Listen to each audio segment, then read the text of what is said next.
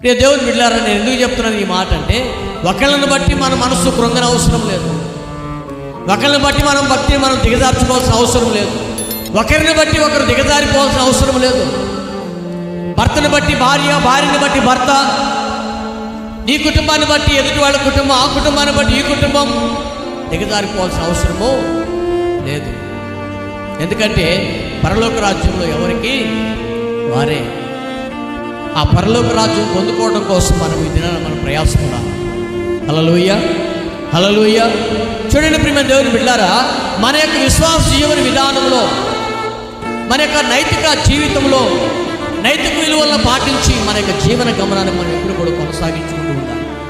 ఏదో ఆధ్యాత్మికంగా బలం పొందుకుంటూ ఎవరో ఒకళ్ళు నన్ను బట్టి దేవుని సన్నిధికి నడిపించబడుతూ ఉంటే చాలు అని నీవు ఎంతమందిని రక్షించగలుగుతున్నటువంటి విషయాన్ని నీవు తలపోసుకుంటూ బ్రతకాలి.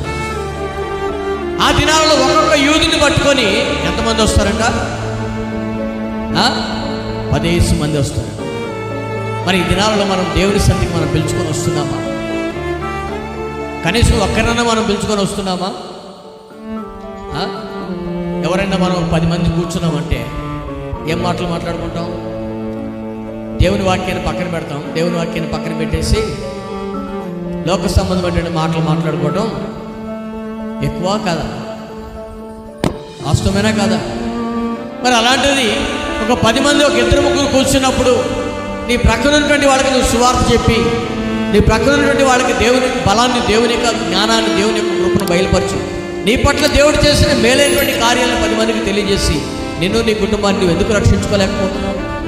నిన్ను నీ కుటుంబాన్ని నువ్వు ఎందుకు బలపరచుకోలేకపోతున్నావు? నిన్ను నీ ఎరుగు పొరుగు వారిని నువ్వు ఎందుకు రక్షించుకోలేకపోతున్నావు? దానికి కారణం ఏంటంటే సరైనటువంటి పునాది మనకే లేకపోవడం, సరైనటువంటి ఆలోచన ద్వారా మనకే లేకపోవటం. దానికి కారణం ఏంటంటే వచ్చామా, కూర్చున్నావా, పోయామా. ఇదే మన క్రైస్తవ జీవితానికి. ఇది కాదు దేవుడు ఆశించేది నీ పట్ల, నీ పట్ల, నా పట్ల దేవుడు ఆశించేది అది కాదు. ఆ దినాల్లో ఒక్కొక్క యూదుని చెంగు పట్టుకొని 10 మంది దేవుని మందిరానికి వస్తున్నారంటే ఈ దినము నువ్వు ఎంతమంది రక్షించగలుగుతున్నావు? పేతురు ఒక్కసారి నిలబడి ప్రసంగం చేస్తే 3000 మంది రక్షణ పొందారు. మరొకసారి నిలబడితే ప్రసంగం చేస్తే 5000 మంది పురుషులు రక్షణ పొందారే. మరి మనం ఎంతమంది రక్షించగలుగుతున్నాం ఈ దినాన్ని? చూడండి ప్రియమైన దేవుని బిడ్డలారా, ఇక మీదట నిన్ను బట్టి నీ భర్త, నిన్ను బట్టి నీ భార్య, నిన్ను బట్టి నీ పిల్లలు, నిన్ను బట్టి నీ కుటుంబీకులు, నిన్ను బట్టి నీ ఇరుగు పొరుగు వారు దేవుని సన్నిధికి నడిపించబడేటట్లుగా నీవు దేవుని సన్నిధిని ఆస్వాదించు.